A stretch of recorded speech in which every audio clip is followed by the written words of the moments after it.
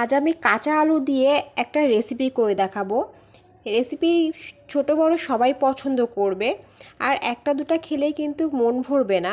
যাকেই আপনি তৈরি করে খাওয়াবেন না কেন, সে বিশ্বাসই করবে না যে এটা কাঁচা আলু দিয়ে এই রেসিপিটা, এতটাই মুচমুচে এই রেসিপি। আর অল্প সময়ের মধ্যেই কিন্তু এই রেসিপি করে নেওয়া যায় কোনো রকম ঝামেলা ছাড়া। চলুন রেসিপি দেখে নেওয়া যাক। আসসালামু আলাইকুম friends, welcome back to my দেশি রন্ধন চ্যানেলে সবাইকে স্বাগত।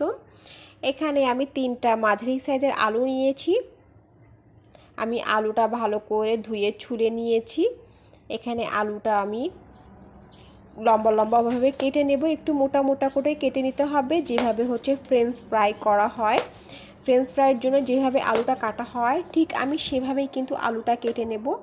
আমি আপনাদেরকে দেখিয়ে দেব আলুটা কতটা মোটা রাখতে হবে আর সাইজটা কিভাবে রাখতে হবে।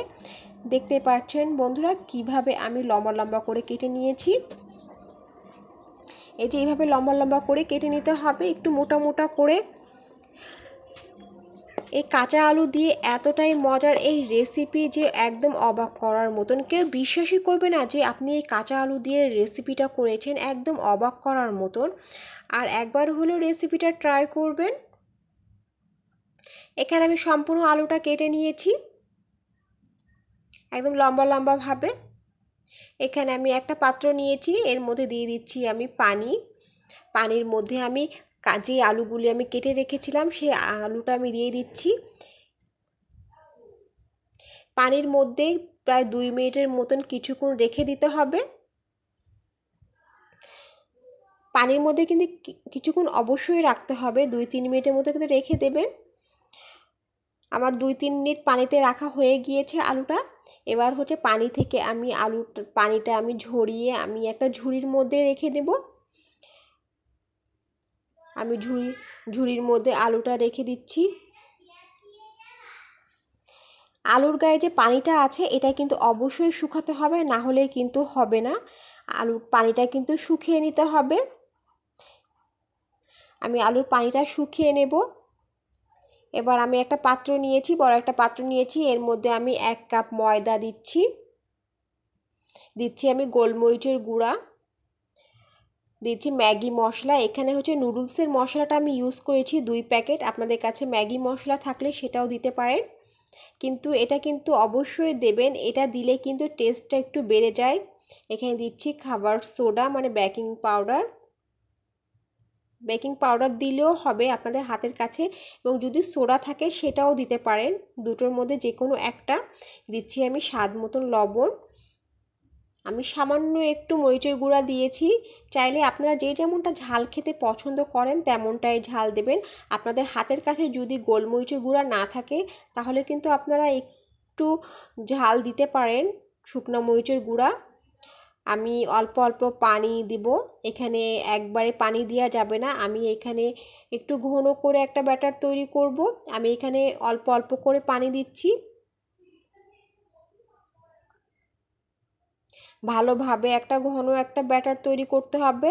ফ্রেন্ডস দেখতেই পাচ্ছেন আমি কিন্তু কিভাবে ব্যাটারটা তৈরি করেছি, একটু একটু পানি দিয়ে একটু ঘন ঘন রাখতে হবে, পাতলা করলে কিন্তু হবে না। দেখেই কিন্তু বুঝতে পারছেন ঘনত্বটা কেমন আছে।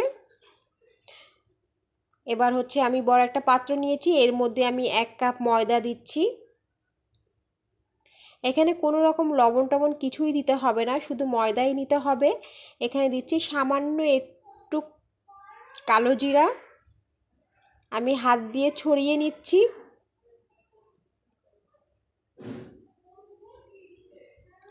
এবার হচ্ছে ব্যাটারের মধ্যে আলু যে লম্বা করে কেটে রেখেছিলাম সেই আলুটার পানিটা কিন্তু সুন্দর করে শুকিয়ে গেছে। এবার হচ্ছে ব্যাটার থেকে আমি বের করে এই ময়দার মধ্যে দিয়ে দিচ্ছি। আস্তে আস্তে করে ময়দাটা উপর থেকে ছড়িয়ে দিতে হবে যাতে সুন্দর একটা লেয়ার তৈরি হয়। এটা কিন্তু চেপে চেপে করা যাবে না, খুব আস্তে আস্তে আলতো হাতে করতে হবে। আমি এভাবে করে সম্পূর্ণ আলুটা এভাবে করে নেব, ময়দাটা লাগিয়ে নেব। এটা কিন্তু করা খুবই সহজ একটা কাজ, খুবই সহজ, একদম অল্প সময়ের মধ্যে কিন্তু এটা করে নেওয়া যায়। আমি এভাবে সম্পূর্ণটা করে নেব। এখানে চুলায় একটা প্যান বসিয়ে দিয়েছি ফ্রেন্ডস। এখানে কিন্তু আমি ক্যামেরাটা অন করতে ভুলে গিয়েছিলাম যখন আমি দিচ্ছিলাম।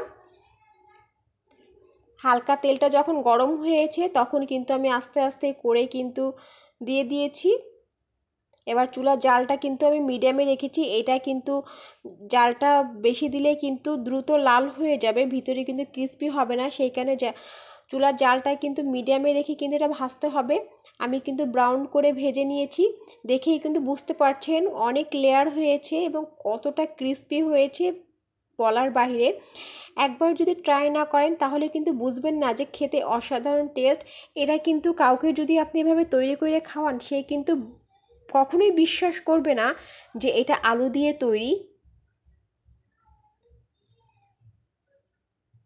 এটার নাম আমি দিয়েছি ক্রিস্পি পটেটো, যে খেতে কিন্তু এতটাই মচমচা যাকে আপনি খাওয়াবেন সে একদম মানে অবাক হয়ে যাবে। এখানে আমি আপনাদেরকে সার্ভ করে দেখাচ্ছি।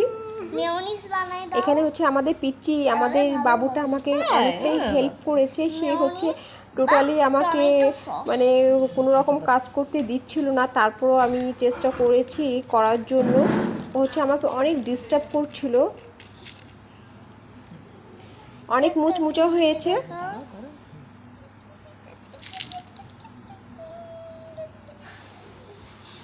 এতটাই ক্রিস্পি হয়েছে যে বলার বাহিরে, খেতে অসাধারণ টেস্ট হয়েছে। ফ্রেন্ডস, আজকে ভিডিওটা যদি আপনাদের কাছে ভালো লেগে থাকে অবশ্যই কিন্তু আমাকে কমেন্ট করে জানাবেন যে আমার ভিডিওটা কেমন লেগেছে। এই ক্রিস্পি পটেটো রেসিপিটা, কাঁচা আলু দিয়ে এই মুচমুচে রেসিপিটা কেমন লেগেছে অবশ্যই আমাকে কমেন্ট করে জানাবেন। সবাই ভালো থাকবেন। আল্লাহ হাফেজ, আসসালামু আলাইকুম।